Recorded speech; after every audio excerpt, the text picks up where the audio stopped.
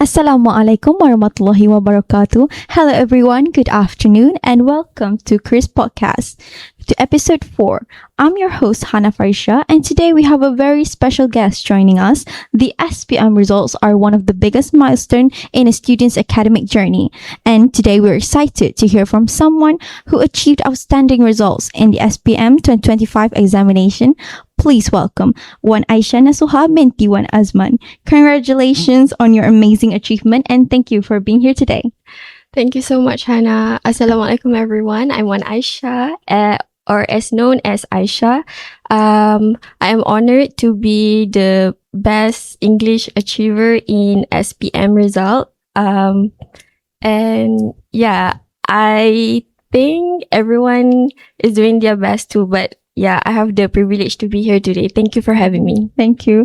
So to start off, could you introduce yourself to our listeners? Tell us a little about yourself.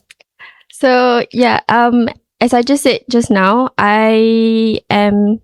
You can know me as Aisha, and I used to study at boarding school back then when I was 13 to 16, if I'm not mistaken, and and continuing my study journey at SMK Dato' Haji Muhammad Said since 16 to 17, and I lived in Kuala Terengganu, specifically Manir, and yeah, my ambition, I used to want to be a lawyer, but now that I am growing up, I think teacher or being a teacher is the best profession for me. Thank you so much. So I'm going to ask you questions about your hobby. Like, what is your hobby? My hobby, I think if we're talking about hobbies, something that I enjoy the most should be reading, as I love to read every time I have a free time, but not specifically textbook though. I love to read novels, specifically romance genre. I think reading is something that I enjoy the most because I used to be lonely in boarding school. I don't really have any friends to talk to. So reading literally give me the calmness that I needed. So how has reading helped you personally, academically, or socially? Help me personally, academically, and socially, you mean?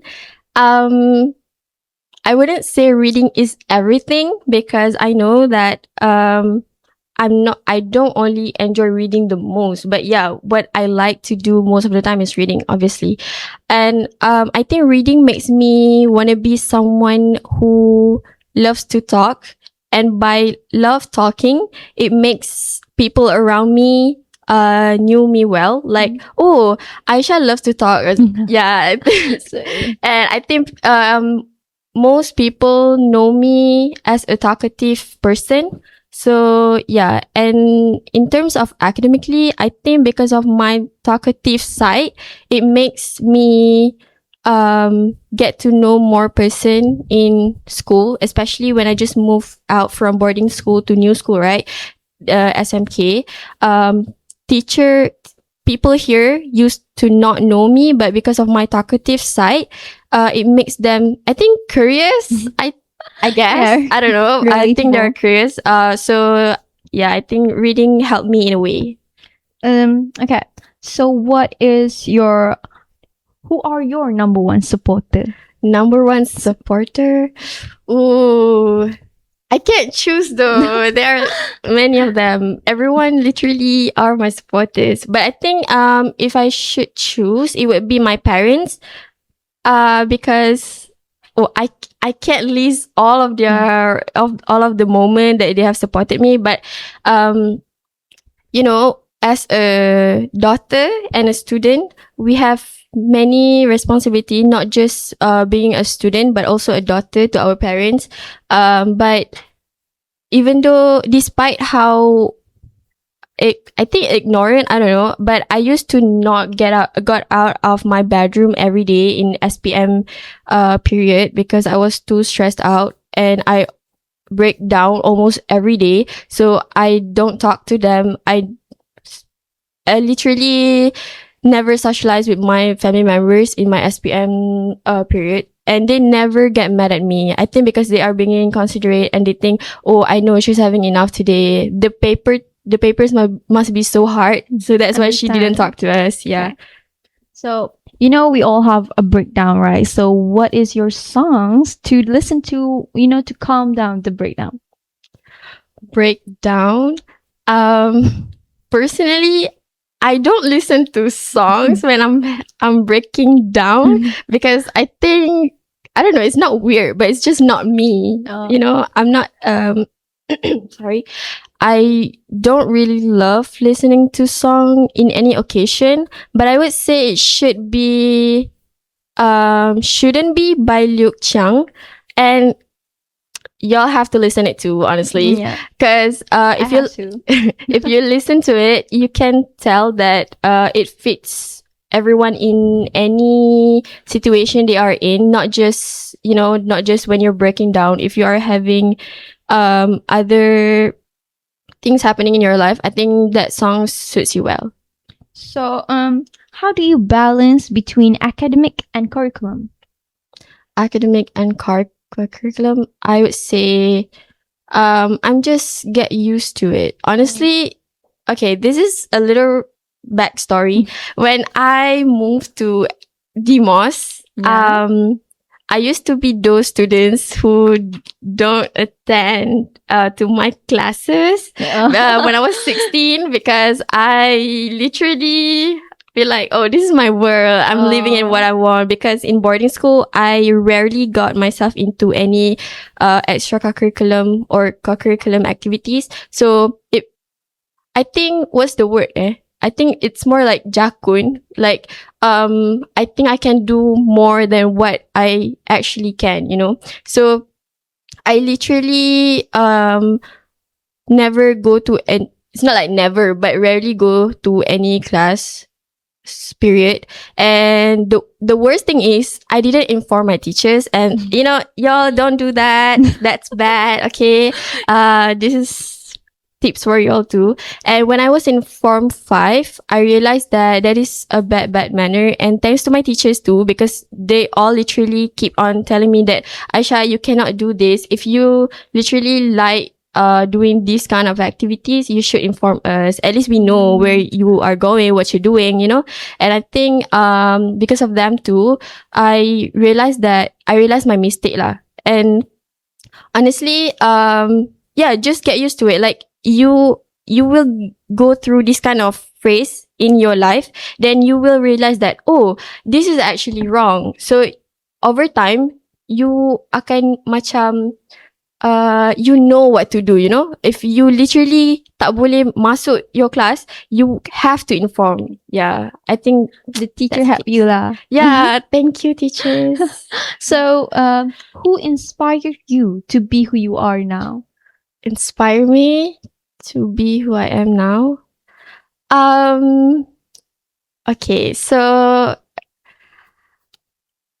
this is a little backstory, honestly. Okay, we love another backstory. All right, so in my boarding school, oh my god, I have lots of moments in boarding school, Okay, in my boarding school, I have this one friend.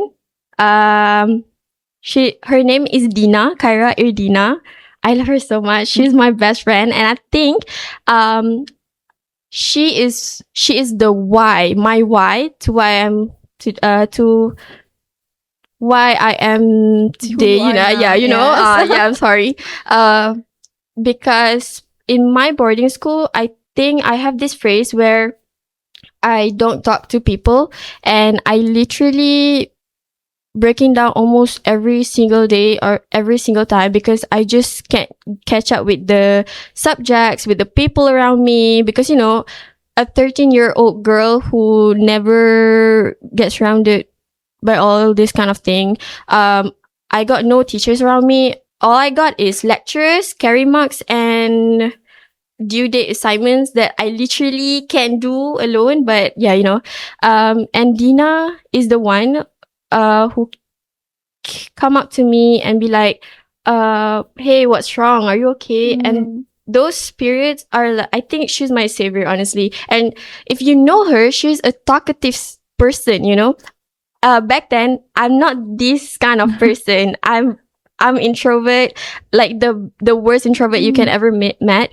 So when I get to know her, I feel like, oh, she is actually what I want to be when when I'm 18 in this period of time. So the more I get to know her, it feels like I'm reflecting her attitude, behavior. So yeah, if you know me, then you will know that, oh, this is what Dina is like. She brings out that side of you. Yeah, Dina, if you're listening to this, thank you. Shout out to you. So, okay, then talk about friends. What's your most funniest moment at Demos that you remember always? Funniest? Oh, this is also one thing I can't choose. In your mind. Yeah, I would say, it's not the funniest though, but something that I will never forget. I would say those extra classes memories. I miss them so much. I mean, yeah, extra classes is tiring if you think about it, but I have I think 15 classmates. Like my class used to have 15 students only. So we literally it's just us, just us. It's a vibe. Yeah, it's just a vibe. And I think extra classes in trial is the best because all of us literally macam jadi gang. So like, yeah, it's you and me, and our teacher also treated us kindly. So yeah, I just love it. It's your most memorable. Yeah, moment. and we also have extra classes waktu malam, I think, with Cikgu Amalina. I enjoy those classes so much, even though it's at night, because a math can be stressful, but if you are with the right teacher and right classmates, they will help you out. Yeah. That sounds very fun, by the way. So, and how do you balance between oh, sorry, that's already a question. It's fine. As we all know, we all have our up and down, like you said. So what do you do when you feel like you're at your lowest? Lowest? Yes. Okay, this might be wrong to say. I think it's actually not wrong, but a little, I don't know. But when I'm crashing down or breaking down, I would cry, literally. Like, if you are those type of person who can't cry because you think crying is bad for you, no, it's not. Yes. You should cry. You should cry more. Cause crying is a vibe. Yeah. You should try and help you. Yes. So as we all know, you are a great achievement. You have achieved such a great results in SPM. So what are your tips for the young people out there who's taking their own SPM? Tips. I think I'm not the person you should ask this, but for English, of course, yes. I think all I can say is keep trying, because this is getting sad to me. Because when I moved here to Demos, I literally failed 5 subjects, I think. Yeah, fun fact, I failed 5 subjects. Math, chemistry, physics, biology, and Arabic. But yeah, Demos don't have Arabic, so basically 4. I failed 4 subjects before I came here. And yeah, just like I said, keep trying. If you all you have is your classmates, exercises, and teachers. So use them as much as possible. Ask them for help. Don't just, isolate yourself because you think you are left behind. No, you're not. You're just saying to yourself, it's your mind. You should, seek help. Yeah, just seek help and keep trying and trying. So, every success comes with challenges. What was the biggest obstacle you faced while preparing for SPM, and how did you overcome it? Obstacle? Well, I would not say this is like the most sorry, this is not like the worst obstacle ever you can have, but you know, this is that's this is yours. all about me. So I think the biggest obstacle that I faced when I was in SPM period is catching up with all of the subjects while having family's problem. I'm not saying that my family's problem is like the worst, no, but it's yours. yeah, but honestly, I'm not really a tough girl, you know, as you can see. So a little argument at home will literally affect my studying. So yeah, I would not recommend that. Having Yes. family problems is not something you should be proud of. But I think that's why I'm still proud of myself, despite me not getting straight A's. I only got 8 A's and 1 B plus. But honestly, It's a great. it's a great It's result. amazing. Yeah, because my obstacle, I can go through those obstacles. So if I Yes. can, then you can too, do That it too. is your achievement. Yes. So before we wrap up, do you have any words of encouragement for students who are preparing for their own SPM examinations? A little word of encouragement. Encouragement, Yes. I would say, if you're listening to this, just remember that thoughts are just prophecies. They're not the truth. It's just your mind playing with you. And honestly, it would not become the truth if you can tolerate with it. You know, I know that some of us will think that, oh, I'm left behind, or I'm bad at this, or I'm not doing enough, or people don't like me. But honestly, it's just you. At the end of the day, no one will help you. People might say, oh, you can do this, or it's okay if you fail, I will always be with you. But honestly, I'm not saying that it's a lie, but just think about it. Even though you have all these supporters that will validate your fail, I think it's not a failure, but if you are bad in your grades and they keep on, it's okay, tak apa, result tak cantik, you can still do this, blah blah blah. But no, honestly, I never put their words in mind pun, sebab at the end of the day, it's you and you je. It's only you, okay? Sebab macam most people or most students always macam, oh, I want to get myself into University Malaya, UM and whatever. But their grades is not, it's not it, you know. Tapi macam everyone keep on, it's okay, try je lah dulu, and whatever. No, it's just words, okay? You will never get yourself into UM if you have a bad word, so bad grades. So yeah. Learn the truth. Yeah, learn the truth. It's a sad reality. So you have to keep going, even though you think, I'm not good enough. Despite any obstacles you are facing, please, seek help. And remember that your thoughts are just prophecies. It's not the reality. If you keep on thinking like that, then it might be. So thank you so much, Aisha, for sharing your inspiring journey and valuable advice with us today. And we wish you all the best for your future studies and career. You. And thank you to all our listeners for tuning in to podcast KerisTV. We hope today's conversation has inspired you to stay motivated and work towards your own goal. Until next time, I'm Hannah signing off. Take care, keep learning, and see you in our next episode.